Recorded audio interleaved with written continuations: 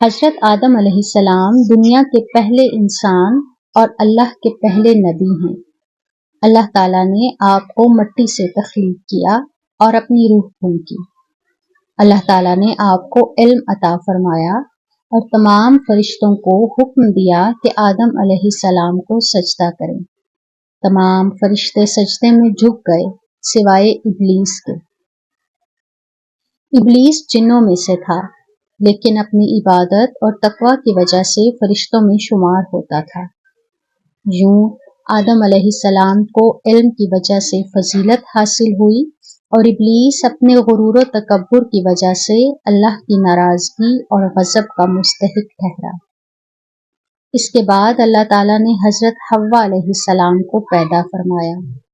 آدم اور حوا علیہ السلام کو جنت میں ٹھہرنے اور کھانے پینے کا حکم ہوا، لیکن ایک درخت کا پھل کھانے سے منع کیا گیا۔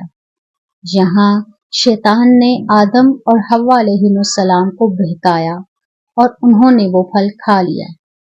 اللہ تعالیٰ سخت ناراض ہوئے اور سب کو جنت سے زمین پر بھیج دیا گیا۔ آدم اور حوا علیہ السلام اپنی غلطی پر بہت نادم تھے۔ انہوں نے توبہ کی اور اللہ تعالیٰ نے ان کی توبہ قبول فرمائی۔ اللہ تعالیٰ نے آدم اور حوا علیہ السلام سے نسل انسانی کو بڑھایا۔ وہ کھیتی باڑی کرتے، بھیڑ بکریاں پالتے، پھل کھاتے، دودھ پیتے اور اللہ کا شکر ادا کرتے۔ آدم علیہ السلام نے ہمیشہ اللہ کی وحدانیت، اس کی عبادت اور اطاعت کا درس دیا۔